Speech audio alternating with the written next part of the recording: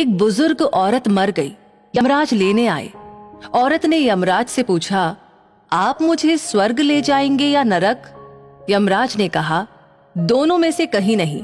तुमने इस जन्म में बहुत ही अच्छे कर्म किए हैं, इसलिए मैं तुम्हें सीधे प्रभु के धाम ले जा रहा हूँ। बुजुर्ग औरत खुश हो गई, बोली, धन्यवाद, पर मेरी आपसे एक विनती है। मैंने यहाँ धरती पर सबसे बहुत स्वर्ग नरक के बारे में सुना है। मैं एक बार इन दोनों जगहों को देखना चाहती हूँ। यमराज बोले कि तुम्हारे कर्म अच्छे हैं, इसलिए मैं तुम्हारी ये इच्छा पूरी करता हूँ। चलो, हम स्वर्ग और नरक के रास्ते से होते हुए प्रभु के धाम चलेंगे। दोनों चल पड़े। सबसे पहले नरक आया। नरक में बुजुर्ग औरत ने जोर जोर से लोगों के रोने की आवाज सुनी। वहाँ नरक में सभी लोग दुबले पतले और बीमार दिखाई दे रहे थे। औरत ने एक आदमी से पूछा, यहाँ आप सब लोगों की ऐसी हालत क्यों है? आदमी बोला, तो और कैसी हालत होगी? मरने के बाद जब से यहाँ आए हैं हमने एक दिन भी खाना नहीं खाया। भूख से हमारी आत्माएं तड़प रही हैं। तभी बुजुर्ग औरत की नजर एक विशाल पतीले पर पड़ी, जो कि लोगों के कद से करीब 300 फुट ऊंचा होगा। उस पतीले के ऊपर एक विशाल चम्मच लटका हुआ था। उस पतीले में से बहुत ही शानदार खुशबू आ रही थी। बुजुर्ग औरत ने उस आदमी से पूछा, इस पतीले में क्या है? आदमी मायूस होकर बोला, ये पतीला बहुत ही स्वादिष्ट खीर से हर समय भरा रहता है।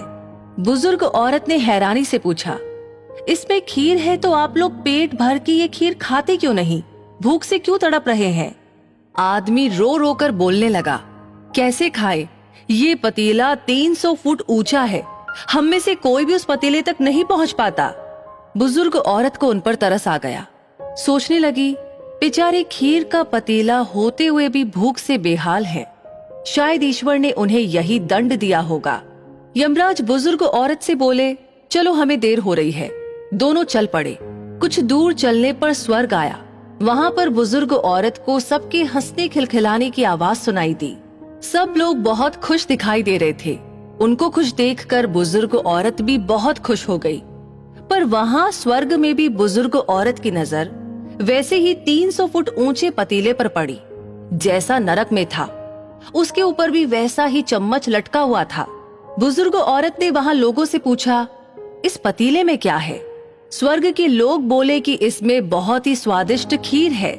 बुजुर्ग औरत हैरान हो गई। उनसे बोली, पर ये पतीला तो 300 फुट ऊंचा है। आप लोग तो इस तक पहुंच ही नहीं पाते होंगे।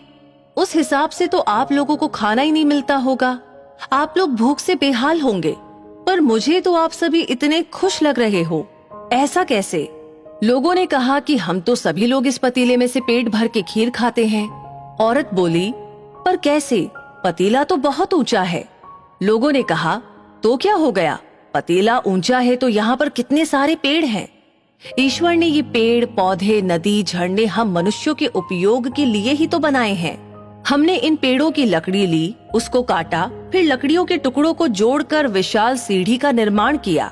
उस लकड़ी की सीढ़ी के सहारे हम पतीले तक पहुँचते हैं और सब मिलकर खीर का आनंद लेते हैं। बुजुर्ग औरत यमराज की तरफ देखने लगी। यमराज मुस्कुराए और बोले, ईश्वर ने स्वर्ग और नरक मनुष्यों के हाथों में ही सौंप रखा है। चाहे तो अपने लिए नरक बना ले, चाहे तो अपने लिए स्वर्ग। ईश्वर ने सबको एक समान हालातों में डाला है। उसके लिए उसके सभी बच्चे एक समान हैं। वो किसी से भेदभाव नहीं करता। वहाँ नरक में भी पेड़ पौधे सब थे, पर वो लोग खुद ही आलसी हैं। उन्हें खीर हाथ में चाहिए। वो कोई कर्म नहीं करना चाहते, कोई मेहनत नहीं करना चाहते, इसलिए भूख से बेहाल हैं। क्योंकि यही तो ईश्वर की बनाई इस दुनिया का नियम है। जो कर्म करेगा, मेहनत करेगा, उसी को मीठा फल खाने को मिलेगा। तो दोस्तों, यही आज का सुविचार है। स्वर्ग और नरक आपके हाथ में है। मेहनत करे, अच्छे कर्म करे और अपने जीवन को स्वर्ग बनाए। अगर ये वीडियो अच्छी लगी हो तो इसे शेयर जरूर करें और वीडियो से आपको क्या सीख मिली कमेंट बॉक्स में लिख करके अपनी राय जरूर दें। और ऐसी ही वीडियोस देखते रहने के लिए हमारे पेज को फॉलो करना न भूलें। धन्यवाद।